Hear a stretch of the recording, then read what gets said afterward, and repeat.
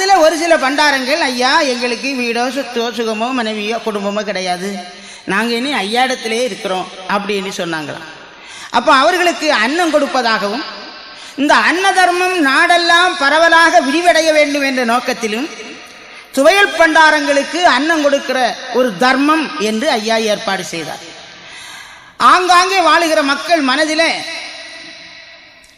ஐயா போய் உத்தரவு சொல்லுவது, எப்பா இப்படி அன்பர்களுக்கெல்லாம் உன் கூரையில் அன்னம் கொடுக்கணும். அவங்களும் இந்த சொப்பனம் கண்ட உடனே ஐயாட்ட வந்து அதுக்குரிய வழிமுறைகளை எல்லாம் கேட்டு தெரிந்து போய் அவரவர் கூரையிலே இந்த துவையல் பண்டாரங்களை அழைத்து அன்னம் கொடுத்தார்கள். வத்தல் வகை சீனி, பப்படம், பாயாசத்தோடு அறுசுவை உணவு வழங்கப்பட்டது. அங்கேயும் ஐயாவுக்கு திரு பணிவிடை செய்து உகப்பாட்டு ஓதி உச்சிப்படி படித்து ஆள்களை எல்லாம் வரிசையாக உட்காத்தி ஐயா அன்னம் குடிக்க வேண்டும் என்று எல்லோரும் ஓதி உணவருந்துகின்ற ஒரு பெரும் பழக்கத்தை ஏற்படுத்தினார். அதில் அற்புதம் கூட உண்டு. அதாவது ராஜாக்கமங்கலம் பக்கத்தில் அன்னம் குடிக்க போன இடத்துல பல பேரும் கேலி பேசினாங்க அப்படின்னு சொல்லிட்டு இவங்க அன்னம் குடிக்க போகாம அன்னம் குடிச்சாச்சு அப்படின்ட்டு திரும்பி வந்துட்டாங்க. அடுத்த நாள் காலையில் அந்த ஆளுங்க ஐயாவை தேடி வருது, ஐயா நேற்றைக்கு எல்லாருக்கும் அன்னம் கொடுக்கணும்னு ஏற்பாடு, யாரும் அன்னம் குடிக்க வரல. ஐயா வருத்தத்தோடு இவர்களை எல்லாம் பார்த்தார். அதாவது பேச்சு பேசும் கிளிக்கு பின்பூனை நாட்டமுற்றால் கீச்சு கீச்சென்று கிளி கீழ் பதுங்க வேண்டியதுதானே என்று ஐயா ஆங்கிலத்தில் சொல்லுவார். அது மாதிரி நேற்று வந்து போய் சொல்லிட்டாங்க, இன்னைக்கு சாட்சிகாரன் வந்து நேரடியாக சொன்ன உடனே இவங்களுக்கு மறுத்து பேச முடியல, பேசாமல் போய் அன்னம் குடிச்சிட்டு வந்தாங்களாம். அடுத்த நாள் போய் அன்னம் குடிக்கிற போது உலையிலிருந்து கீழே இறக்கி வச்சா எப்படி இருக்குமோ அதுபோல் அந்த பதார்த்தங்கள் இருந்ததாம், ஒன்று கெட்டு போகல. காரிப்பாறை என்று சொல்லக்கூடிய இடத்துல இதை மாதிரி ஒரு அன்னம் தர்மம் நடத்த வேணும் என்று அந்த அம்மா நெல் அவிச்சு பக்கத்தில் ஒரு பெரிய பாறை, வட்ட பாறை இன்னும் இருக்காது. ஏன்னா நாட்டில் பக்கத்தில் உள்ள பாறைகளெல்லாம் இருந்த இடம் தெரியல, இப்போ அவளும் உடச்சி கொண்டு போய் கடலுக்கெல்லாம் போடுறாங்க. ஆனால் அந்த பாறை அழியாமல் இருக்குது. அதில் நெல்லை காய போட்டுட்டு வீட்டுக்கு ஒரு முறை தண்ணி குடிச்சிட்டு வருவன் இங்கே வந்தா. இங்கே வந்த உடனே மழை பிடிச்சி, வீட்டில் இருந்து அவளால் அங்கே போக முடியாது, அந்த அளவுக்கு மழை. ஐயோ கடவுளே, ஐயா வேறால தர்மத்துக்கு நில நெல்லை வச்சு போட்டேன், இப்படி ஆயிட்டே என்று எம்பெருமானை நினைந்து மனம் நொந்து இருந்தா. மழை வெறித்த பிறகு அங்கே போய் பார்க்கிற போது அந்த இடத்துல நெல் எந்த அளவுக்கு போட்டிருந்ததோ அதை சுற்றி ஒரு களை அளவு மழை துளியே விழல. அப்படி அந்த நெல் உணர்ந்து போய் கிடந்ததா. இப்படி அந்த துவையல் பண்டாரங்களுக்கு அன்னம் கொடுக்கின்ற அந்த இடங்களிலெல்லாம் ஆங்காங்கு பல அற்புதங்களை ஐயா நடத்தி இருந்தார்கள். இப்படியாக பாங்கான துவையல் பண்டாரங்கள் எல்லாம் பூங்காரமாக பிச்சை எமது கொண்டிருந்தார்கள். அடுத்தபடியாக இனி ஐயா தாம் இருந்த ஒரு வருட குறைதவத்தையும் செவ்வனே நிறைவு செய்கிறார்கள். அப்படி நிறைவு செய்த அந்த மகனுக்கு இனி நாட்டிலே நடத்தக்கூடிய காரியங்களை எல்லாம் விஞ்சையாக அருளி செய்ய வேண்டுமே. அதன் காரணமாக மகனை நாம் முட்டப்பதிக்கு வரவழைக்க வேண்டும். முட்டப்பதி பால்கடலுக்குள்ளாக வைத்து இந்த விஞ்சையை கொடுக்க வேண்டும் என்று நாராயணமூர்த்தி ஈஸ்வரர் முதலான தேவசங்கத்தோடு அந்த முட்டப்பதி பால்கடற்கரையிலே தீர்த்த கரையிலே வந்து அமர்ந்து கொள்ளுகிறார்கள். அங்கு பள்ளி கொண்டிருந்து 2 முனிவர்களை அனுப்பி வைக்கிறார்கள். முனிவர்களே, என்னுடைய மகன் தவம் நிறைவு செய்து விட்டார், 6 வருட அருந்தவத்தையும் பூர்த்தி செய்து விட்டார். இதற்கு மேல் அவன் நடந்து கொள்ளக்கூடிய முறைகளை அவனுக்கு உபதேசமாக சொல்ல வேண்டும். எனவே நீங்கள் 2 பேரும் போய் அந்த மகனை நான் சொன்னதாகவும் நாங்களெல்லாம் இங்கே வந்திருக்கின்ற விவரத்தையும் சொல்லி அழைத்து வாருங்கள் என்று சொல்லி அனுப்பி வைக்கின்றார். முட்டப்பதி பால்கடல் கரையிலே வந்து அமர்ந்து கொண்ட நாராயணமூர்த்தி மற்றும் தேவசங்கத்தோடு இருந்து கொண்டு 2 முனிவர்களை அனுப்பி வைக்கின்றார். என்னுடைய மகன் தவம் நிறைவேற்றி இருக்கிறான், நான் சொன்னதாக இங்கே அழைத்து வா அப்படின்னு. அந்த 2 முனிவர்களும் தட்சணம் வந்து தவம் நிறைவு செய்த தவப்பொருளாகிய ஐயாவை கண்டு வணங்குகிறார்கள். வணங்கி நின்று அவர்கள் சொல்லுவார், ஐயாவை வணங்கி அவர்கள் என்ன சொல்லுகிறார்கள்? ஐயாவே, இந்த பொல்லாத கலியுகத்திலே வந்திருந்து இந்த உலகத்திலே மிக மோசமான ஆசை என்று சொல்லக்கூடிய மூவாசைகளையும் வெறுத்து பெண்ணாசை, பொன்னாசை, மண்ணோடு உண்ணும் மதத்தாசை, இப்படிப்பட்ட மாயிகை விழியார் மருட்டாசை முதலான ஆசாபாசங்களை அறுத்து தீய கலி, தீநரக கலியானது தங்களை பற்றாமல், அது அணுகாமல் விழிஞான கருவிரித்தி கண்டாய் பொருளை கண்டு தவத்தை நிறைவு செய்து விட்டாய். உம்முடைய தவமதுவான் அன்று அரம்பை மாதர் பெற்ற சான்றோர்கள் கதிகள் பெற்றார்கள். இதை தேவர்களும் உணர்ந்து ஆனந்தப்பட்டார்கள். பொய்யாங் கலி என்னும் உயிரிழந்து இனி மீள முடியாத ஆழ நரகத்திலே சென்று விட்டார்.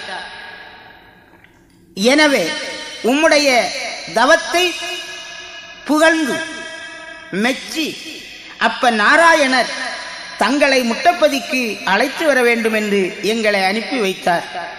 ஐயா, நீ புறப்படலாம் என்று அவர்கள் வேண்டிக் கொண்டார்கள். அப்பா அழைத்தார் என்ற சொல்லை கேட்டு வைகுண்டராஜர் ஆனந்தப்படுகிறார். இருந்தாலும் அவருக்கு மனதிலே ஒரு வருத்தம், கொஞ்சம் சங்கடமும் அடைகிறார். அது இங்கே என்ன சொல்லுகிறார்? ஏன்னா அவருக்கு இப்பொழுதுதான் ஞாபகம் வந்ததா, நேரம் கிடைத்ததா, இப்படி நாட்டிலே ஒரு மகனை அனுப்பி வைத்தோமே, அவன் எப்படி இருக்கிறான் என்ற நிலையை அவர் இது நாள் வரையிலும் எண்ணி பாராதவர் போல இருந்துவிட்டு இப்பொழுதுதான் தருணம் கிடைத்ததோ அவருக்கு, அப்படி என்று வைகுண்டராஜர் மன நொந்து, எப்படியும் போன உடனே மகனே நீ எப்படி இருக்க, நீ என்னென்னலாம் செய்த, தவம் எப்படி என்பதெல்லாம் கேட்கப் போகிறார். ஆனால் நாம் அதை வாயினால் அவருக்கு பதிலாக சொல்லக்கூடாது. நம்மை பார்த்த உடனே அவர் புரிந்து கொள்ள வேண்டும் என்று கலிநீசர்களால் அவர் பட்ட நொம்பலம், வேதனை, அடையாளங்கள் இதையெல்லாம் தன் தேகத்திலே தோண வைக்கின்றார். எப்படி புறப்பட்டார் என்ற வாசகத்தை எல்லாம் தொடர்ந்து சொல்லி வருகிறார். நல்ல முனியே, நம்மை கலியிலே இருத்திவிட்டு இந்த செம்மைகட்ட தீபாவி கையிலே பிடித்து கொடுத்துவிட்டு கடக்கே நகண்டிருந்த புண்ணியவான் இன்றுதான் பிழைத்து குதித்தாரோ? நான் பட்ட பாடு இந்த நாடெல்லாம் அறியும். ஆனால் மகனே, இந்த தொல்லையெல்லாம் உனக்கு எப்படிப்பா வந்தது என்று ஒரு நாள் அவர் கேட்டாரா? இன்றைக்குத்தான் அவருக்கு ஞாபகம் வந்தது போலும். அவரிடத்தில் போய் நடந்த விவரங்களை வாய் திறந்து நாம் சொல்லக்கூடாது.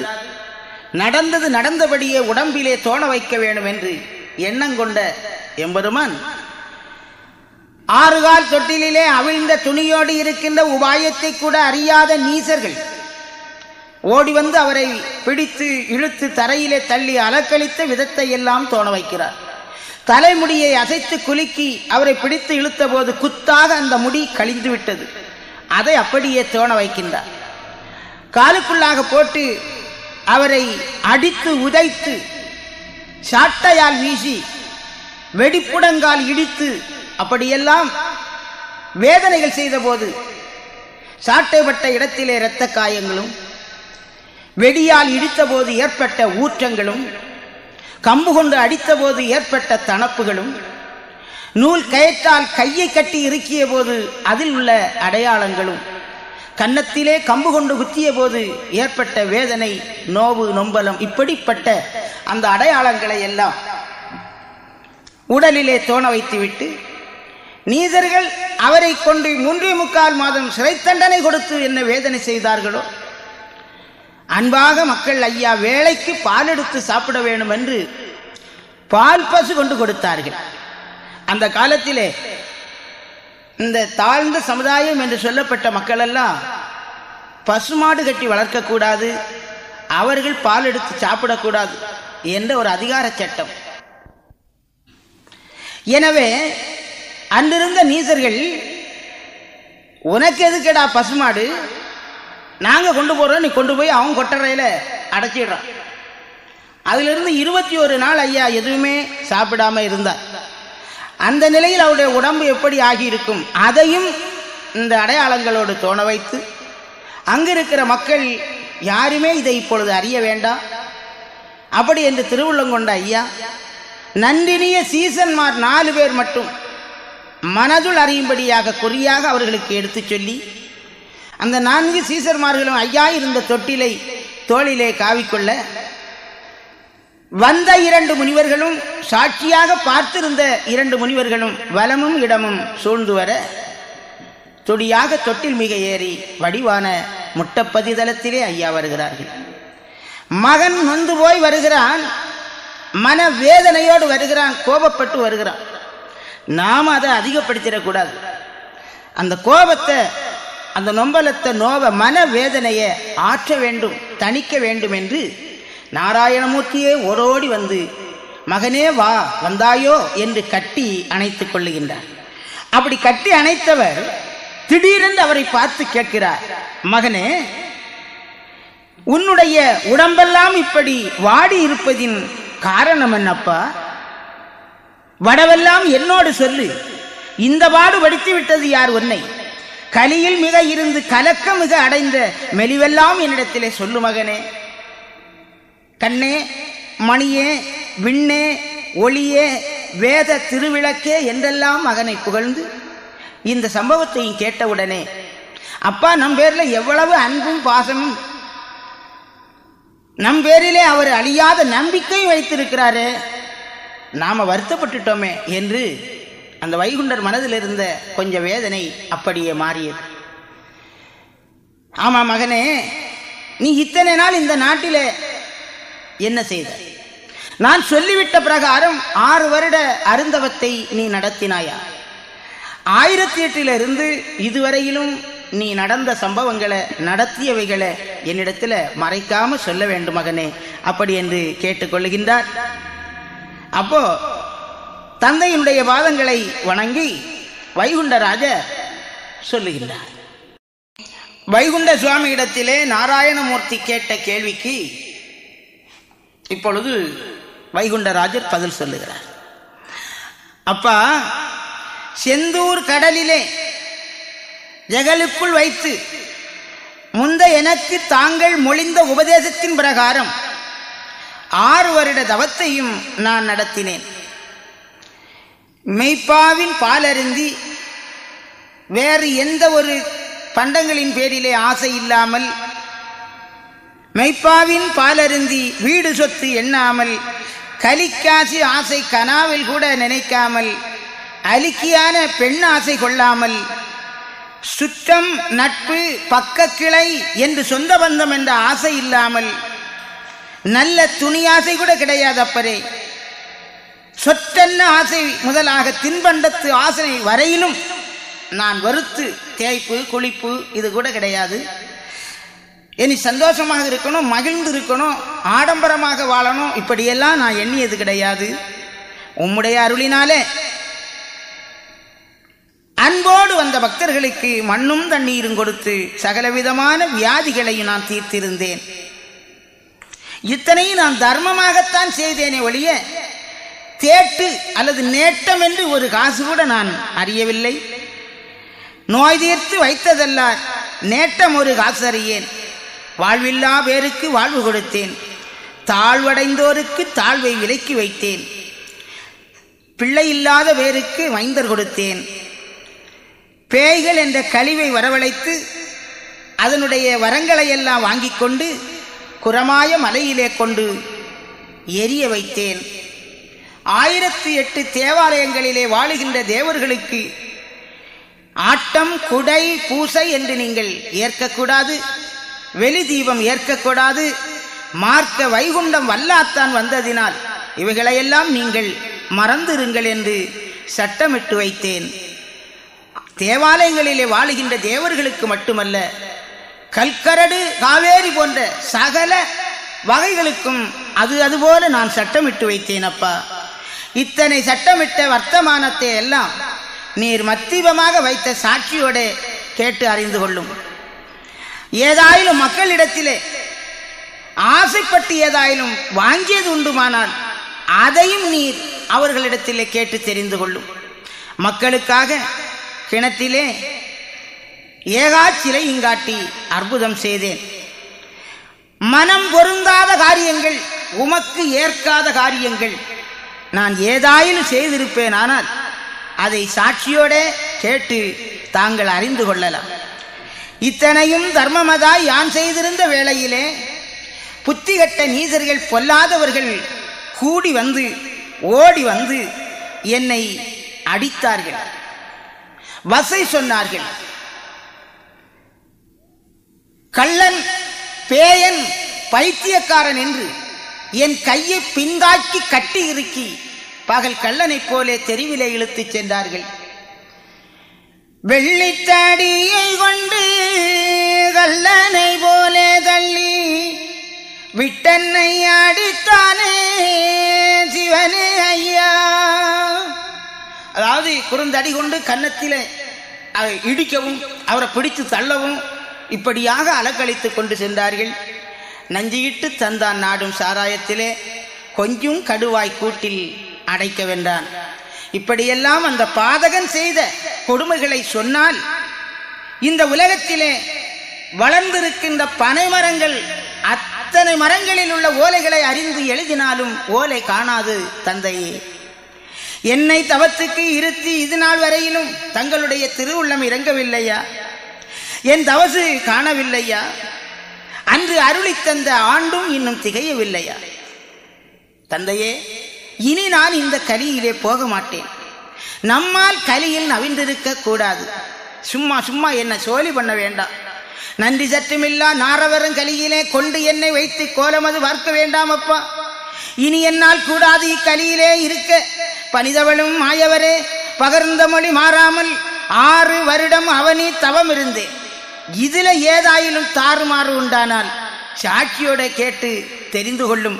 இனி என்னை கலியிலே பிடித்து தள்ள வேண்டாம். இத்தனையும் வைகுண்ட சுவாமி சொன்னார். விட்டுருவாரா நாராயணமூர்த்தி? என்ன அவர் இந்த கலி உலகத்திலே வந்திருந்து எத்தனையோ காரியங்களை நடத்த வேண்டியது இருக்கிறது. எனவே வருத்தப்பட்ட மகனுக்கு ஆறுதல் சொல்லுகின்றார். மகனே, தவத்துள் இருக்கையிலே வருமோ செல்வம் ஆறார்க்கும். தவம் நிறைவேறி ஈஸ்வரனும் இதை ஏற்றுக்கொண்டால் அதற்கு மேலாக உனக்கு இந்த உலகத்திலே இருக்கிற பவுசுகள் என்ன தெரியுமா? ஆனந்தம் எவ்வளவு தெரியுமா? என்ன என்ன சிறப்பான காட்சிகளை எல்லாம் நீ நடத்தப் போகிறாய் தெரியுமா? அப்படி என்று மகனை சமாதானப்படுத்தி மீண்டும் சொல்லுகின்றார். அப்போ அந்த வைகுண்டராஜரை அன்போடு அணைத்துக் கொண்டு, மகனே, இனிமேல் தான் உனக்கு ஏக வியாழன் இருக்கிறது. ஏக சிறப்புகள் எல்லாம் நடக்கப் போகிறது. தவம் நிறைவேறிவிட்டதல்லவா?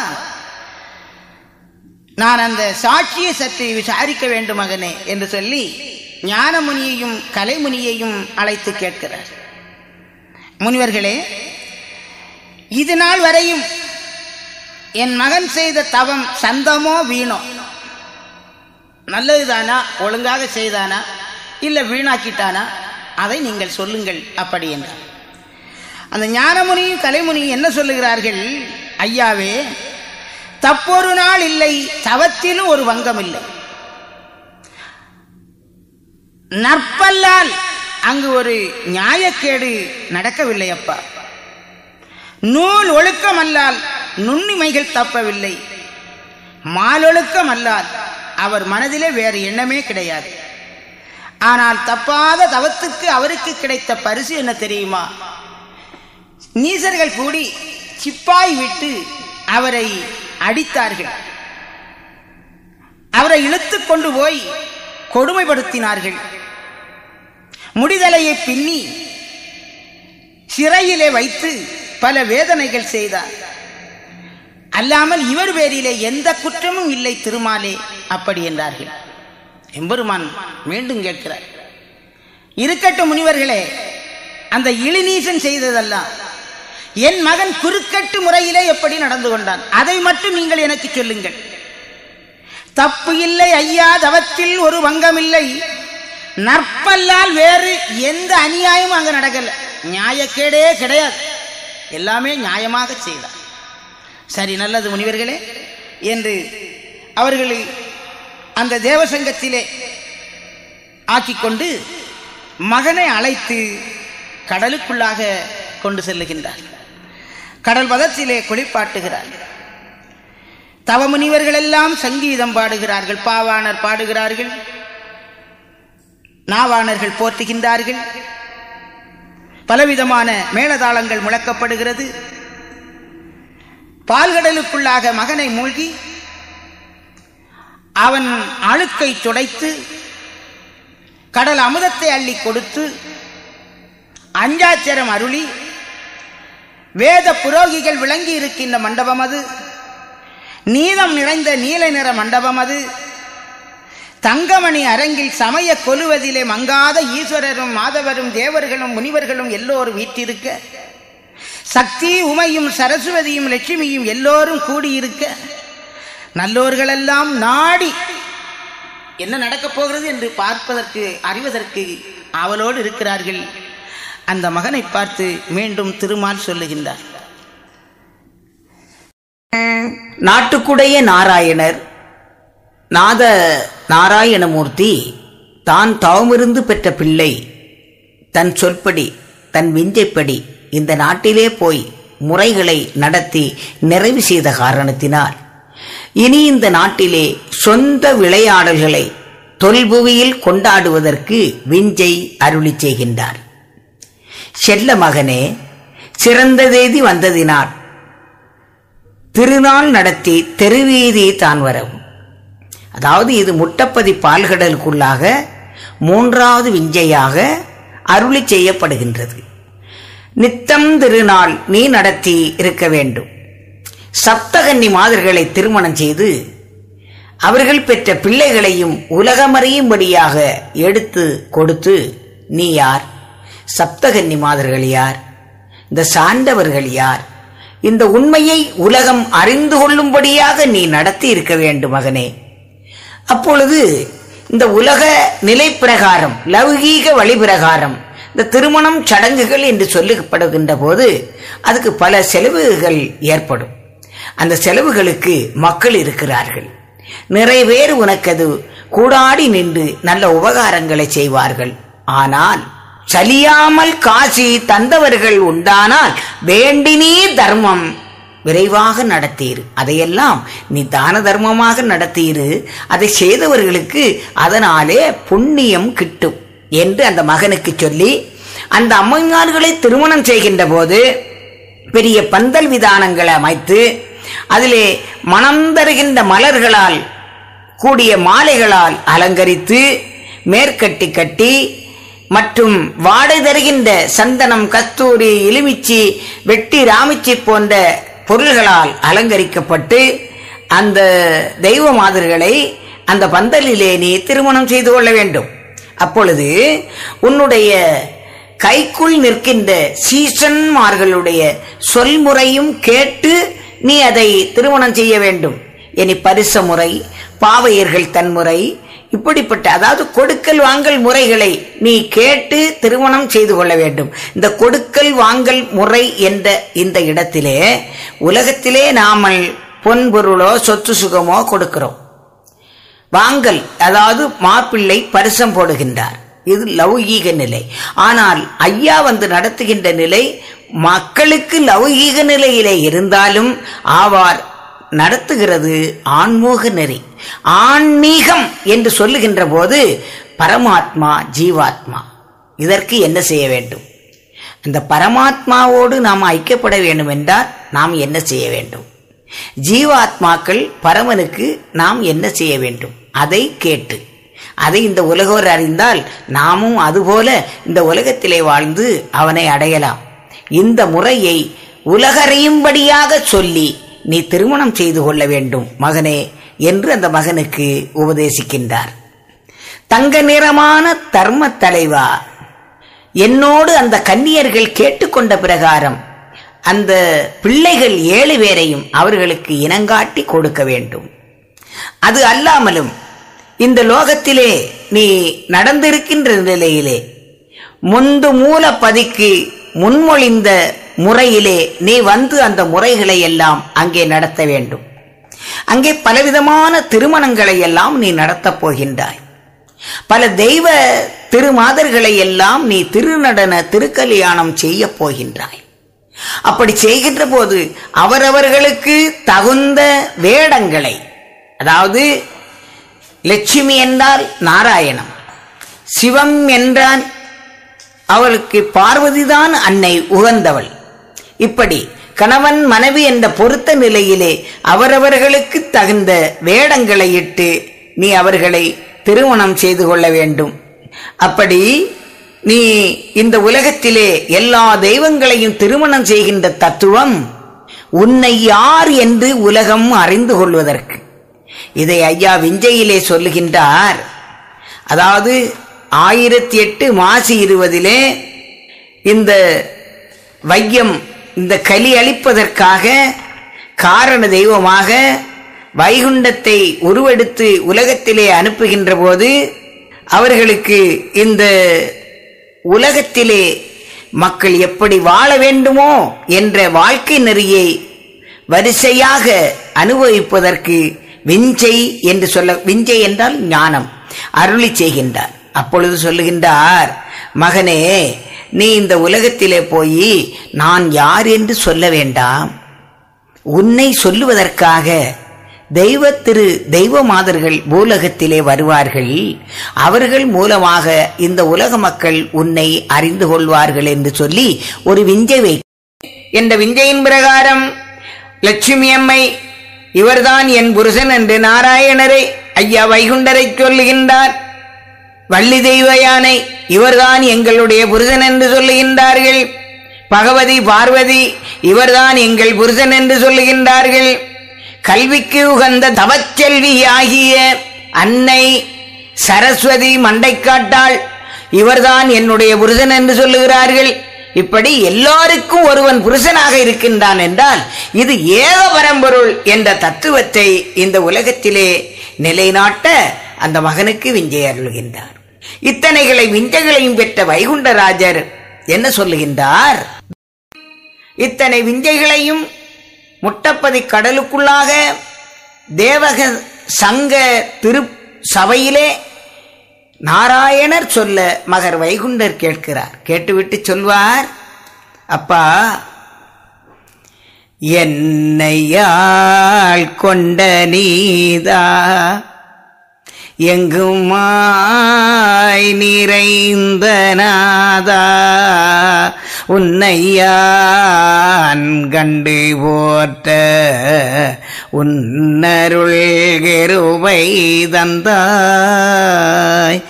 இன்னமும் கனியில் போய் நான் இருந்திந்த முறைகள் செய்தால்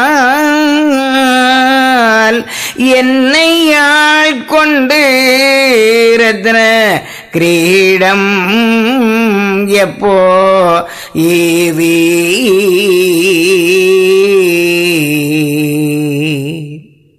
இப்படி பணிவாக கேட்ட அந்த வைகுண்ட பொருளுக்கு நாராயணர் சொல்லுகின்றார், மகனே, கிரீடம் எப்போ ஈவீர் என்று கேட்ட மைந்தா கேளு. நீ இந்த பூலகத்திலே உன்னுடைய விதியால் மனுவாக பிறந்தாய். அப்படி மனுவாக பிறந்து வாழ்ந்து ஊழ்வினை பயன்களை எல்லாம் அறுத்து நீ யகாபர விதத்தோடு எல்லா நிலைகளையும் பெறுவதற்காக நீ திருச்செந்தூர் கடலிலே சென்று உன்னுடைய உடல் ஊரல்களை எல்லாம் அழித்து வைகுண்டம் என்று விஞ்சை பெற்று இந்த லோகத்திலே நீ மனுஸ்வரூபமாக வந்தாய். அப்படி மனுஸ்வரூபமாக வந்து உன் விதி அதனால் முன்னூல் ஊறிய அமிர்தம் தன்னால் என் விதி தனால் வந்த யகாவரம் உனக்குள்ளாகி மண்முறை தெளிந்ததென்றும் மான்கன்று ஈன்றதென்றும் பொன்மகள் அகன்றதென்றும் பூமகள் அடைந்தாயன்றே. பூமகள் உன்னை சார்ந்து இந்த பூலகத்திலே 6 வருடம் அருந்தவம் புரிந்தாய். அந்த தவம் நிறைவேறிய காரணத்தினால் நீதான் நான், நான் தான் நீ என்ற நிலையை அறிவிதி கொண்டே சூடி அதனால் அணியிடை மாறை தோர்ந்து நீ இந்த லோகத்திலே பரிவலம் வந்தாய். மகனே, பூமகள் உனை சேர்ந்த பின்னாலே நீ நானுகன் தன்னால் போக்கி நகர் ஒரு பகற்குள்ளாக்கி வானுனை தங்கமான தைலமாம் பதத்திலே நான் உன்னை மகிழ் கிரீடம் என்று சொல்லக்கூடிய தர்ம கிரீடம் சூட்டி உன்னை அரசுக்கு அமர்த்துவேன் என்று அந்த செல்ல மகனுக்கு நாராயணமூர்த்தி எடுத்துரைத்தார். கடலுக்குள்ளாக வைத்து முட்டப்பதி பால் கடலுக்குள்ளாக வைத்து வேண்டிய வைகுண்டருக்கு நாராயணர் இத்தனை உபதேசங்களையும் சொல்லி விடை கொடுக்கின்றார். அப்பொழுது வைகுண்டமூர்த்தி கேட்கிறார், அப்பா, பாவி வெறு நீசன் பண்ணி வைத்த பாட்டையெல்லாம் எண்ணுகிற போது எனக்கு அங்கமெல்லாம் சோறுகிறதப்பா, ஆவி தடுமாறுகிறதப்பா, அதற்கு நான் என்ன செய்ய என்று கேட்டார். அப்போ நாராயணமூர்த்தி சொல்லுகிறார், மகனே, இந்நாள் வரையிலும் இந்த நன்னீதம் கெட்ட நீசன் செய்த வினைகளெல்லாம் மாத்தானாய் உனக்கு தெரிவது போல் இருந்தாலும் அத்தனையும் அவன் ஏக்க காரியம்தான். நமக்கு இது ஒரு கை வாய்த்தது. ஏனென்றால் அவனை தன்னாலே நரகத்திலே தள்ளுவதற்கு இது ஒரு உபாயம். நமக்கு இனி அன்பான சீமை அரசாள நாளாச்சு.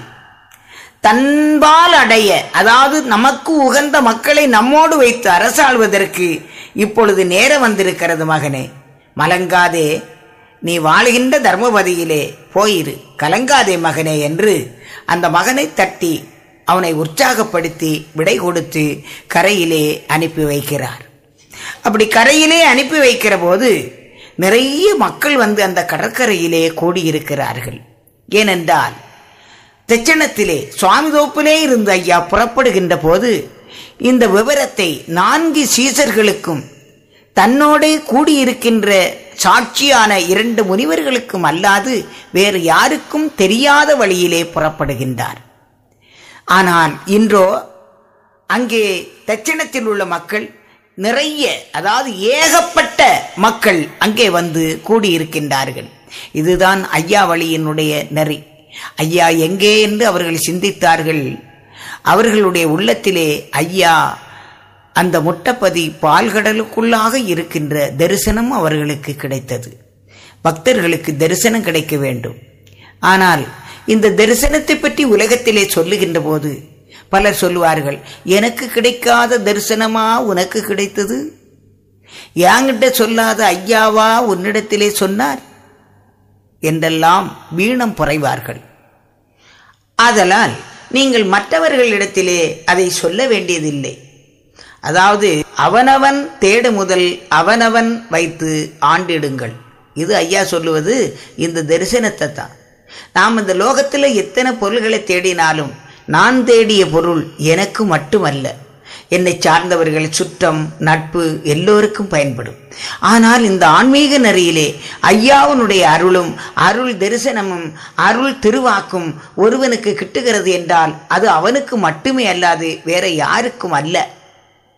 அதை வைத்து அவன் நாட்டிலே நன்மைகளை செய்ய வேண்டுமே தவிர எனக்கு இப்படி கிடைத்தது, நான் அப்படி கேட்டேன், நான் இப்படிப்பட்டவனாக்கும் என்று உலகத்திலே பிரபலப்படுத்தி கொள்ளுவான் என்றால் இந்த ஐயாவளிக்கு உகந்தவன் அல்ல.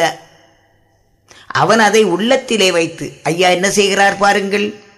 கடலதிலே கண்ட காட்சிகளை எல்லாம் யாருக்கும் இல்லாமல், யாருக்கும் தெரிவிக்காமல், நான் யார் என்ற உண்மையை உலகத்துக்கு வாயினால் சொல்லாமல் அகமகிழ்ந்து பூசித்து அனுதினமும் ஐயா 6 வருட தவத்தை நடத்தி வருகின்றார். அப்படி நாம் உண்மையிலாக நடந்து வருகிற போது நம்முடைய மகத்துவம் நம்முடைய செயலால் வெளிப்படுமே அல்லாது வாயால் வெளிப்படக்கூடாது. இதைத்தான் இங்கே சொல்லுகின்றார். அதனாலே எம்பெருமான் அந்த வைகுண்ட மூர்த்தி நாராயண மூர்த்தியிடத்திலே அருள் பெற்று விடைபெற்று வருகின்ற போது இந்த விவரத்தை சொல்லுகின்றார். மகனே, நீ இனி எதற்கும் பயப்படாதே. அன்பான சீமை அரசாள நாளாச்சு. தன்பால் அதாவது நமக்கு உகந்த மக்கள், அதாவது தெய்வத்துக்கு உகந்த மக்கள், ஆகம சட்டத்திற்கு, வேகத்துக்கு, தர்மத்துக்கு உகந்த மக்கள் நம்முடைய மக்கள், அவர்கள் நம்முடைய வாழ்வை பெறுவார்கள் என்று அந்த திருப்பார் கடலுக்குள்ளாக இருந்து மகனுக்கு விடை கொடுக்கின்றார். கரையிலே வருகின்றார். இந்த மக்களை எல்லாம் பார்க்கின்றார். அந்த மக்களை அன்போடு அருகழைத்து ஐயா சீரான தெச்சனம் வருகின்றார். தெச்சனத்திலே வந்து அமர்ந்து கொண்டு இந்த மக்களுக்கு ஐயா சொல்லுவார், மக்களே, இந்த கலிநாடு சீக்கிரமே அழியப் போகிறது. இனி ஒரு புனிதமான தர்ம நாடு, சுவிட்சமான நாடு தோன்றப் போகின்றது. நாமெல்லாம் எந்த கவலையும் இல்லாமல் நிம்மதியாக வாழலாம். யாரும் யாருக்கு அடிமை இல்லை. யாரும் யாரையும் அதிகாரப்படுத்த முடியாது. தன்னந்தன்னாலே வாழுகின்ற ஒரு தர்ம வாழ்வு தோன்றப் போகிறது என்று பஞ்சகர்ணாதிகளை எல்லாம் பம்மலாய் நடத்தி காவி தொட்டிலே இருந்து இந்த கதைகளை எல்லாம் இந்த உலகம் அறிவதற்காக விவரிப்பாக ஐயா பாட்டாக படித்தார். நாடழிய போறதும் நன்னாடு தோன்றுவதும் பாடழிய நீசன் படப்போற செய்தியதும் நல்ல மனுவோர்கள் நாடி மொழிப்பதுவும் வல்ல புவி தருமம் வாழ்வதுவும் சிறப்பதுவும் சொல்லி விரித்து சிறந்தாக அந்த பாட்டை படித்து கொண்டிருக்கின்றார். ஆனால் அதை கேட்ட அன்பு மக்கள் எல்லாம் மிக ஆனந்தப்பட்டார்கள். ஆனா வம்பான சில நீச குலங்கள் உண்டே, அன்பு வன்பு, தர்மம் அதர்மம், சத்தியம் அதர்மம், ரெண்டு நிலை இந்த கலி அழிகிறது வரையிலும் இந்த உலகத்திலே உண்டு என்று ஐயா சொல்லுகின்றார். ஆதலால் ஐயாவுடைய இந்த பரிகார நிலைகள், அதாவது தேரு, திருநாள், தான தர்மங்கள், கல்யாண காட்சிகள், இப்படிப்பட்ட நிலைகளை எல்லாம் செய்ய போகிறேன் என்று சொன்னவுடனே அந்த வம்பான நீசர்கள் எல்லாம் ஐயாவை குறை சொன்னார்கள். இந்த பண்டார வந்த நாள் முதலாக எனக்கு எந்த காணிக்கையும் வேண்டாம், கைக்கூலி வேண்டாம், திருநாள் வேண்டாம், பூசை புனஸ்காரம் வேண்டாம், இப்படியெல்லாம் சொல்லி இருந்தான். இப்பொழுது மக்கள் நிறைய கூடியவுடனே அவர்களிடத்திலே ஆதாயம் தேடுவதற்காக நான் இப்படிப்பட்ட காட்சிகளை எல்லாம் நடத்தப் போகின்றேன் என்று வித்தரிக்கின்றான்.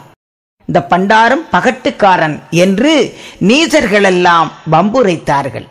இந்த நிலையை கேட்டுக்கொண்டார் எம்பெருமான். ஆனால் நாட்டு மக்கள் எல்லாம் ஐயா சொன்ன விதத்தை அறிந்து அந்த சிறப்புகளுக்கு நாம் எப்படி நடந்து கொள்ள வேண்டும், என்ன என்ன செய்ய வேண்டும், ஐயாவுக்கு என்ன பணிவிடைகள் செய்ய வேண்டும், ஐயாவை எப்படி வணங்க வேண்டும் என்ற விதமுறையை அணிந்து கொண்டவர்கள் இனி ஐயாவுக்கு என்ன என்ன செய்கின்றார்கள் என்பதை இந்த வாசகத்திலே இனி ஐயா சொல்லுகிறார். இப்படி ஐயா சொன்ன பிரகாரம் நாட்டு மக்கள் எல்லாம் ஐயா நடத்த இருக்கின்ற இந்த விழா சிறப்புகளுக்கும் திருமணங்களுக்கும் ஏற்ற நிலையிலே வருகின்றார்கள். எப்படி வருகின்றார்கள்? கூடி குவிந்து குணமாகவே கூடி தேடி வைத்த பண்டம் சுவாமி தனக்கெனவே. நாம் இந்த உலகத்திலே இதற்காக தேடுகிறோம்? நம்ம கொண்டு போவதற்கா? இல்லை இல்லை. இதை இந்த உலகத்திலே நன்மையாக பயன்பட்டால் நாம் சேர வேண்டிய இடத்திற்கு நம்மை அது அழைத்து செல்லும். அந்த தர்ம நிலையை பெற்றுக்கொள்ள வேண்டும். அப்படியானால் அதை தர்மமாக செய்ய வேண்டும்.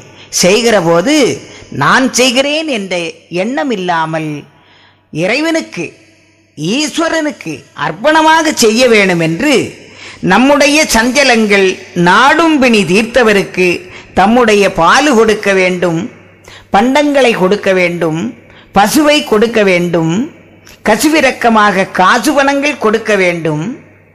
கச்சி மிக தீர்த்த காயாம்பு வண்ணர் அல்லவா என்று வழங்கும் இலை கொடுப்பார், வஸ்திரம் கொடுப்பார்.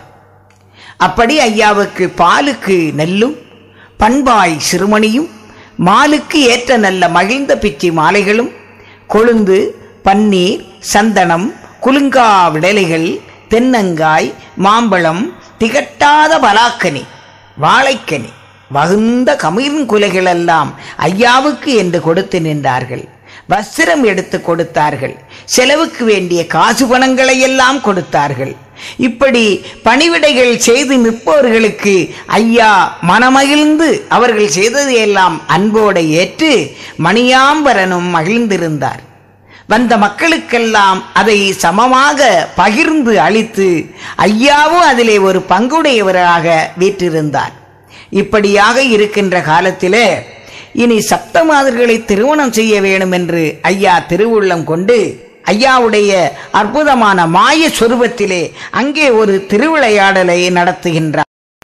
எம்பெருமான் தன்னுடைய சொந்த திருவிளையாடல்களை நடத்த ஆரம்பித்தார். அவருடைய ஆராட்டுகளிலே சாதி 18 வந்து அவைகளை பார்த்து கண்டுகளித்து, இது ஆச்சரியம், இதிலே ஏதோ ஒரு வினோதம் இருக்கிறது, இதை அறிய வேண்டும் என்று ஆவலாக இருந்தார்கள். என்ன வினோதம்?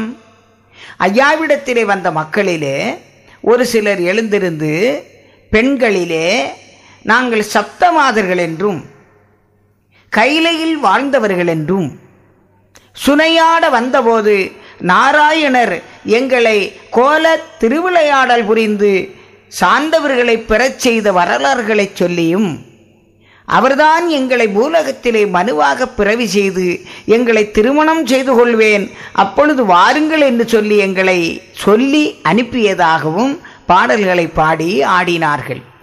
கொஞ்ச நேரம் பெண்கள் பேரிலே வந்த ஆராசனை அருள் சொருவம் முறைந்துவிடும். இதுபோல பார்த்திருந்த நிலையிலே மற்ற சில பெண்களிலும் லட்சுமி என்றும் பார்வதி என்றும் பகவதி என்றும் மண்டைக்காட்டாள் என்றும் வள்ளி தெய்வானை என்றும் பூமடந்தை என்றும் பார்மடந்தை என்றும் பெரிய பிராட்டி என்றும் ஆட ஆரம்பித்தார்கள். அப்போ அவர்கள் சொல்லுவார்கள், நாங்கள் இந்த கலியுகத்திலே வருவதற்கு, இந்த பூலகத்திலே வருவதற்கு கலி பிறந்ததுதான் காரணம், எங்களுடைய மன்னவனார் இங்கே எங்களை திருமணம் செய்து கொள்வேன் என்று முன்னமைத்த விதியின் பிரகாரம் வந்திருக்கிறோம் அப்படி என்று அவர்கள் சொல்லி ஆடுவார்கள். இப்படி ஆடிக்கொண்டிருந்த காலத்திலே அவர்கள்தான் ஆடுவார்களா, என்ன நாங்கள் ஆடக்கூடாதா என்ற ஒரு எண்ணத்திலே ஆண்கள் பேரிலேயும் சிவன் என்றும் திருமால் என்றும் பிரம்மா என்றும் இப்படி பல தெய்வங்களுடைய பெயர்களை சொல்லி ஆடினார்கள். அப்போ அவர்களை பார்த்து எம்பெருமான் சொல்லுகின்றார், தேவர்களே, 1008 நான் வந்த நாள் முதலாக உங்களை எல்லாம் ஆட்டம் குடை பூசை அனுபோலும் வேண்டாம் என்று நீங்கள் ஒதுங்கிருங்கள் என்று உங்களை நான் உபதேசித்திருக்கின்றேன். நீங்களும் சரியென்று அதை ஏற்றுக்கொண்டிருக்கின்றீர்கள். இப்பொழுது வந்து இங்கே துள்ளி துள்ளி ஆடுகின்றீர்களே, வரம்பு மீறி வந்த காரணத்தினால் உங்களை எல்லாம் நான் பாராவிலே வைக்கிறேன் என்று கொழுவிலே சேர்த்துவிட்டு இனி அந்த தெய்வ மடவார்களை திருமணம் செய்வதற்கு திருவுள்ளங்கள் கொண்டார். எம்பெருமான் பஞ்சபாண்டவர்களுக்கு குருவநாடு பட்டம் சூட்டி ஆள வைத்துவிட்டு எம்பெருமான் அவதார முறைகளை நிறைவேற்றியவர், அவதாரத்துக்கு என்று எடுத்திருந்த திருமாய கூட்டை பர்வதா உச்சி மலையிலே நிறைவு செய்துவிட்டு ஒரு சந்நியாசி உருவமாக வருகின்ற போது அயோத அமிர்தவனத்திலே அயோத அமிர்த கங்கையிலே சப்தமாதர் அவர்கள் செய்து வருகின்ற பணி ஈஸ்வர திருப்பணி. ஓரோர் நாளும் இந்த கங்கையிலே நீராடி கையில் கட்டை விரலில் குடம் போல தண்ணீரை வெள்ளத்தை திரட்டி கொண்டு கைலைக்கு சென்று ஈஸ்வரனுக்கு திருப்பணி செய்து வருகின்றவர்கள். அவர்களிடத்திலே போய் எம்பெருமான் சொல்லுவார், மாதர்களே, என்னாலும் இந்த திருப்பணியை ஈஸ்வரனுக்கு செய்கின்றீர்களே, இந்த ஒரு நாள் மட்டும் எனக்கு செய்யக்கூடாதா? அப்பொழுது அவர்கள் வாய் மதத்தால் சொல்வார்கள், பாலாளியிலே பால்கடலிலே பள்ளி கொண்டிருக்கின்ற பரந்தாமனுக்கு கூட நாங்கள் இந்த பணியை செய்ய மாட்டோமே. ஓ சன்னியாசி, நாங்கள் இந்த பணியை உங்களுக்கா செய்வது? இரவாதிருக்கின்ற ஈஸ்வரர் ஒருவருக்கே அல்லாது மாயவருக்கும் நாங்கள் செய்ய மாட்டோம் என்று வலுவாக வழக்கு பேசினார்கள். ஓஹோ, மாயவருக்கும் செய்ய மாட்டீர்களா என்று சொன்ன அந்த வாய்மொழி மதம் கொண்டுதான் 7 தேசம் 7 லோகம் 7 தெய்வலோகம் சென்று 7 தெய்வ வித்துக்களை தெளிந்தெடுத்து இந்த சப்தமாதர்கள் நீராடுகின்ற ஒரு நாள் அங்கே வருகின்றார். ஆடைகளை மறைவு செய்கின்றார், குளிரையும் கொந்தலையும் ஏற்படுத்துகின்றார். கரையேறியவர்களுக்கு ஆடை இல்லாமல் அங்கம் தொங்கலிட்டது. அக்கினி இருந்தால் குளிர் காயலாமே என்று கருதினார்கள். எண்ணம்தான் வினை என்ற பிரகாரம் அங்கே அக்கினியாக வளர்ந்து நின்றார். இவர்கள் குளிர் காய்கின்ற போது உன்னி திருமால் ஓங்கார மோகமதால் கன்னி எளிவேருக்கும் வயிற்றிலுற்றது. அப்படி பெற்ற பிள்ளைகள் தணல் உருவில் நின்ற சச்சுருவம் கொண்டார் எம்பெருமான் நாராயணமூர்த்தி. மகாவிஷ்ணுவை கண்டவுடனே வெட்கை நாணினார்கள். உள்தரித்த பிள்ளைகளை உடனே தடமேலே பெற்றுவிட்டார்கள். பிள்ளைகளை பெற்றவர்கள் வெட்கி வெறுவி பயந்து நாணி கைலைக்கு ஓட துணிந்தார்கள். அந்த கைலை செல்வதற்கு வேண்டிய முறையான கங்கையும் பிறளவில்லை. கனல்லை துணையாம் என்றாவி கற்பை இழந்தோம் கன்னியரே புனலை திரட்ட பிலனின்றி புத்தியழிந்தோம் பூவையரே அனலை தரித்த அரண் முன்னே அங்கே சென்றால் வங்கம் வரும் இனத்தை பிரிந்த மானது போல் இருப்போம் வனத்தில் என்றனரே. இப்படியாக ஓடிப்போய் வனத்திலே தவம் இருந்தார்கள். எம்பெருமான் பிள்ளைகளை எடுத்து பத்திரமாகாளியிடத்திலே வளர்க்க கொடுத்து நாட்டிலே அவர்கள் சான்றோராக வளர்ந்திருந்தார்கள். பின்னாலே இந்த இழந்த கலி தோன்றிய காரணத்தினாலே எல்லோருக்கும் ஒரு பிறவி இந்த உலகத்திலே வாய்த்த காலத்திலே அந்த சப்தமாதர்களையும் பூலகத்திலே மனு பிறவி செய்தார்கள். யாமும் வைகுண்டமாக வருவோம், பண்டாரமாக இருப்போம். அந்த செய்தியறிந்து நீங்கள் அங்கே வந்தால் உலகறியும்படியாக உங்களுடைய கோரிக்கையை நிறைவேற்றுவேன். உங்களை திருமணம் செய்து கொள்வேன். பிள்ளைகளையும் எடுத்து தருவேன். மக்களையும் உங்களையும் ஒன்றுபோல் வைத்து ஆளுவேன். அப்படி என்று சொல்லி பிறவி செய்த எம்பெருமான் இப்பொழுது அந்த அம்மைமார்கள் 7 பேரும் அங்கே வந்தார்கள் என்று அறிந்து ஐயா ஒரு திருமண கோலம் கொள்ளுகின்றார். முற்பிறவி செய்த மொய்குழல்மார் வந்தாரே என்று நற்பிறவி கொண்ட நாராயணர் அந்த ஆடரம்பை மாறை அருமை திருமணம் செய்வதற்கு ஒரு வேடமிடுகின்றார். என்ன என்பதை ஐயா வாசகத்திலே இனி சொல்லுகின்றார். முன்னால் ஐயா மொழிந்த பிரகாரம் அந்த அம்மைமார்கள் நிச்சயித்த நாளிலே அந்த குடும்பத்தோடு அங்கே வருகின்றார்கள். அம்மைமார்கள் வந்தார்கள் என்றவுடனே அதை அறிந்து கொண்ட எம்பெருமான் ஒரு திருமண வேடம் இடுகின்றார். நாராயணராக நல்லதொரு வேடமிட்டார். பண்டாரம்தான் இருந்தாலும் அதிலே ஒரு பவசான அமைப்பு. நல்ல பட்டு காவி புரிந்து உச்சிக்கொண்டை கோர்த்து உயர்ந்த சுரக்கூடிட்டு மெச்சி துளசி மாலை பிச்சி மாலை அணிந்து கொண்டு கழுத்திலே ருத்ராக்கணம் அணிந்து கொண்டு உடம்பெல்லாம் தேகமெல்லாம் திருநாமம் பூசிக்கொண்டு ஒரு கையிலே மாத்திரக்கோலும் பிரம்பும் இன்னொரு கையிலே வேலும் தாங்கிக் கொண்டு கந்த காவி பொக்கணம் என்கின்ற அந்த பொக்கணத்தையும் அணிந்து கொண்டு நாராயணராய் நல்லதிரு வேடமிட்டார். அப்போ இந்த அருள் சொர்வத்தை கண்ட அன்பான மக்கள் எல்லாம் ஐயா ஒரு பெரிய காரணத்தை நடத்தப் போகின்றார், இதை நாம் இருந்து பார்க்க வேண்டும், அறிய வேண்டும் என்று அதை அங்கே எதிர்பார்த்து இருந்தார்கள். அப்பொழுது எம்பெருமான் தாம் திருமணம் செய்ய வேண்டும் என்று எண்ணியிருந்த அந்த அம்மைமார்களை அந்த சபையிலே நேரடியாக வரவழைக்கின்றார். எப்படி என்றால் தன்னுடைய அன்பான சீடர்களை அழைத்து, மக்களே, உங்களுடைய தாய்மார் உற்ற கன்னிமார்கள் எங்களுடைய விதியால் இப்பொழுது மனம் சூட்டி கொள்வதற்கு விதி வந்து இருக்குதப்பா, வேலை வந்து இருக்குதப்பா. அவர்கள் எங்கே இருந்தாலும் சீக்கிரமாக தாமதிக்காமல் அழைத்து வாருங்கள், தாழாமல் அழைத்து வாருங்கள் என்று ஐயா சொன்னார். இவர்கள் அதை கேட்டவுடனே இவர்களுக்கு அதை பற்றி முன்பின் எதுவும் தெரியாது. திருக்க திருக்க விழித்து கொண்டிருந்தார்கள். ஏனப்பா மருட்டு உருட்டி விழிக்கின்றீர்கள்? போய் இந்த கூட்டத்திலே 4 திசையிலும் நின்று கொண்டு நீங்கள் நான் சொல்வது போல சீரான நூல்முறைக்கு தேனே எங்கள் தாய்மாரே, நாராயணர் ஐயா நாராயணமூர்த்தியாகிய அப்பன் உங்களை திருமணம் செய்து கொள்வதற்கு அழைக்கிறார். எங்கிருந்தாலும் தாழாமல் வாருங்கள் அம்மா என்று சத்தம் போட்டு அழைங்களப்பா என்று ஐயா சொல்லுகின்றார். இதுபோல இந்த சீசர்கள் 5 பேரும் 4 திசையிலும் போய் நின்று, அம்மா ஐயா அழைக்கிறார், எங்கிருந்தாலும் உடனே வாருங்கள், தாமதிக்காம வாருங்கள் என்று சொல்லி வெளியிட்டார்கள். இந்த பாலர்களுடைய குரலை கேட்ட அந்த அம்மைமார்கள், நம்முடைய பிள்ளைகள் குரல் போல் இருக்கிறதே என்று கருதி கொண்டு அந்த சபையிலே வருகின்றார்கள். அப்பொழுது ஐயாவுடைய நிலையை கண்டு பண்டு நடந்த சம்பவங்களை எல்லாம் ஐயா சொல்லி அவர்களை பிறவி செய்தாரே, என்ன சொல்லி பிறவி செய்தார் என்பதை பாட்டாக படித்து அந்த சபையிலே சொல்லுகிறார்கள் இந்த அம்மைமார்கள் 7 பேரும்.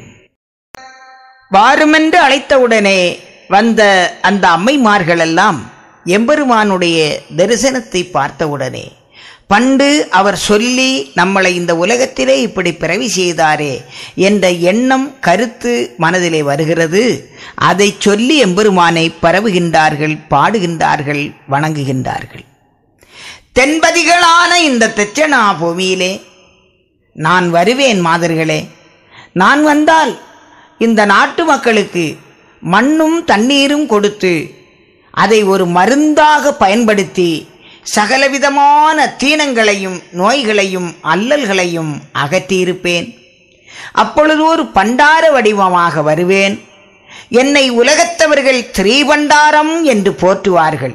அந்த செய்தி அறிந்து அப்பொழுது நீங்கள் அங்கே வந்தால் உங்களை உலகம் அறியும்படியாக திருமணம் செய்து கொள்வேன் என்று சொல்லி, எங்களதன்னை இந்த உலகத்திலே பிறவி செய்த பெரியவரே வந்தீரோ, நாயகரே வந்தீரோ, ஐயாவே வந்தீரோ என்று இந்த அம்மைமார்கள் 7 பேரும் பாடி துதித்து வணங்கினார்கள்.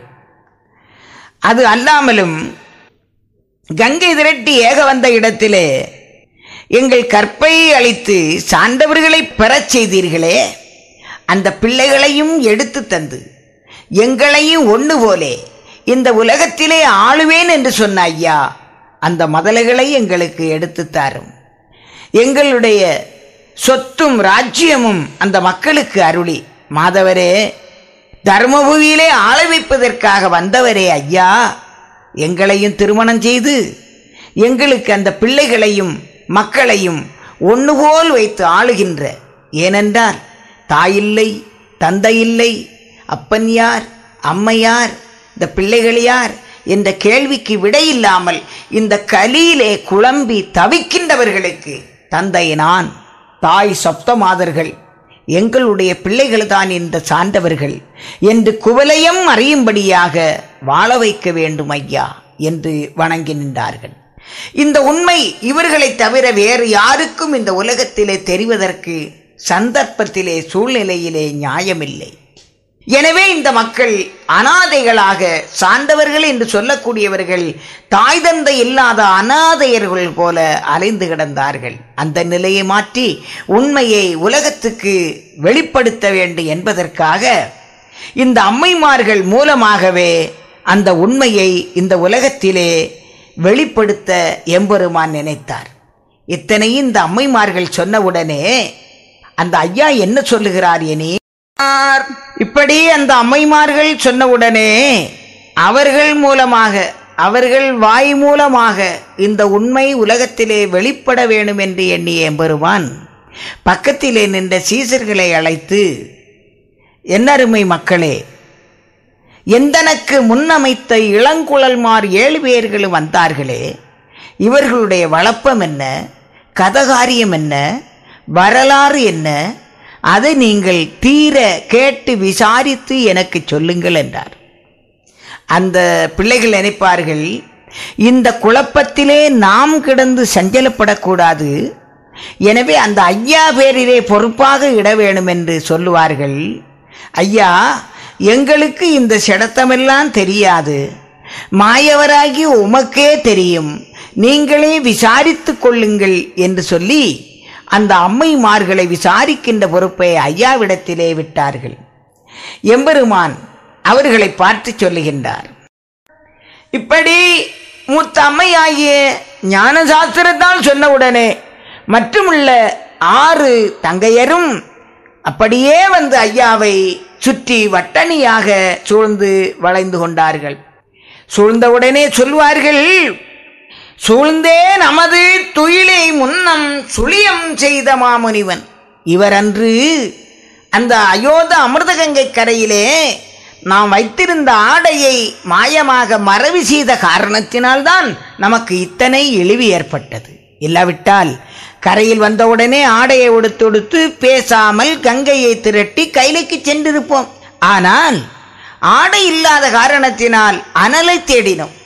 அனலை தேடிய காரணத்தினால் கற்பூரு கொண்டோம். இந்த கற்பம் ஏற்பட்ட காரணத்தினால் சார்ந்தவர்களை பெற்றோம். சார்ந்தவர்களை பெற்ற காரணத்தினால் கைலைக்கு போக முடியவில்லை. அதிலிருந்து இத்தனை பாடுகளை எல்லாம் நாம் அனுபவித்திருக்கிறோம். இதற்கு மூல காரணம் என்ன?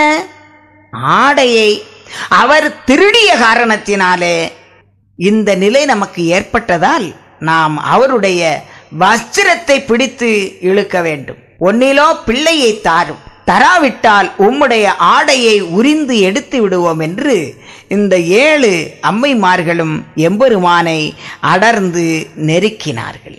அப்படி நெருக்கின்ற போது எம்பெருமான்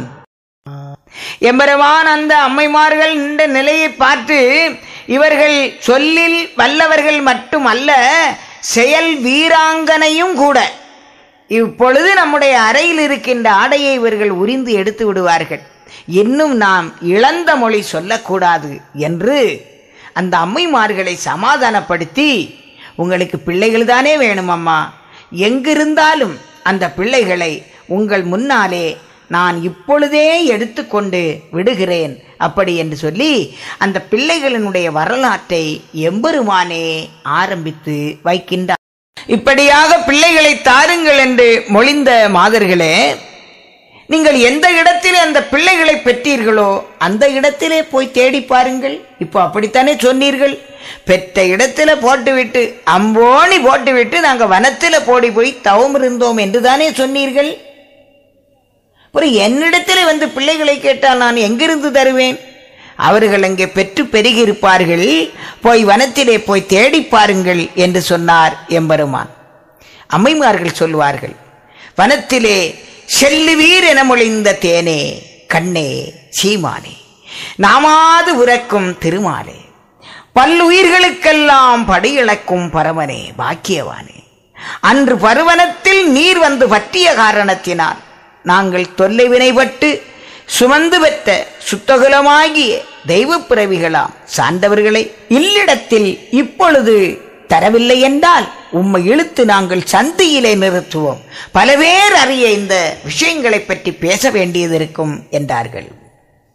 எம்பெருமான் சொல்லுவார், மாதர்களே, சந்தியிலே நிறுத்துவோம் என்று சொல்லுகின்றீர்களே, சந்தியிலே நிறுத்துங்கள். சந்தியிலே நிறுத்தினால் பலவிதமான காரண காரியங்களை எல்லாம் அதிலே பேச வேண்டுவது வரும். உங்களை பற்றி நான் நல்ல கதைகளை, நாட்டிலே நடந்த சில காரணங்களை சொல்லுவேன். சொல்லுகிற போது உங்களுக்குத்தான் இழப்பம் ஏற்படும், உங்களை உலகம் பழிக்கும். ஆதலால் அது வேண்டாம். பேசாமல் நீங்கள் போற்ற இடத்திலே பிள்ளைகளை போய் தேடீர்கள். அப்படி தேடினால் அந்த பிள்ளைகளை நீங்கள் அடைந்து கொள்ளலாம். இங்கிருந்து நீங்கள் வம்பு வரைகள் உரைக்க வேண்டாம், மறுவிடம் போய் தேடுவீர் என்று ஐயா சொன்னார். அவர்களுக்கு சற்று கோபம் வந்து, உம்மைதான் சபையிலே பழிப்பார்களை தவிர உம்முடைய கதைகளை சொன்னால் எங்களை யாரும் பழிக்க மாட்டார்கள். எனவே அந்த பிள்ளைகளை தாரும் என்று அந்த அம்மைமார்கள் சொன்னார்கள். அதற்கு ஐயா சொல்லுகின்றார், உம்மை இந்த உலகோர் அறியும்படியாக சபையிலே நாங்கள் சொல்லுவோம், பார் உம்மை பழிக்கும் என்று அம்மைமார்கள் சொன்னவுடனே ஐயா சொல்லுவார், உலகம் பழிப்பார் என்று சொன்ன பாவைமார்களே, இந்த உலகத்தவர்கள் இந்த பச்சை மாலை பற்றி அறிவார்கள். கழிப்பதுவும் காண்டமுறை நூல்கள் தோறும் காரணத்தை சொல்வார்கள். அவர்களிடத்திலே என்னை பற்றி நீங்கள் தெரிந்து கொள்ள வேண்டுமே தவிர உங்கள் வாய் மூலமாக என்னை பற்றி இந்த உலகத்துக்கு தெரியப்படுத்துவதற்கு எதுவுமே கிடையாது. சுழிப்பதுவும் அமைப்பதுவும் நமக்குள்ளாகும் தோகையரே, அது என்னுடைய சொந்த வித்தை. நான் ஒரு காரியத்தை செய்கிறேன் என்றால் அதற்கு யாராயிலும் எனக்கு உதவியாக யாரும் தேவையில்லை. யாமே அதை நடத்துவோம். இப்பொழுது நீங்கள் நடத்தி இருக்கின்ற சம்பவம் இந்த உலகத்திலே சொன்னால் உங்கள் ஒருவரால் நடந்த காரியமா? இந்த சபையிலே சொன்னால் உடனே அவர்கள் கேட்பார்கள், இது யாரு, அந்த ஆள் யாரு, அந்த பையன் யாரு என்றெல்லாம் உலகத்திலே கேட்பார்கள். எனவே சபையிலே சொன்னால் உங்களுக்குத்தான் குறைவு. எனவே காட்டிலே போய் போட்ட இடத்திலே பிள்ளைகளை தேடி பாருங்கள் என்றார்.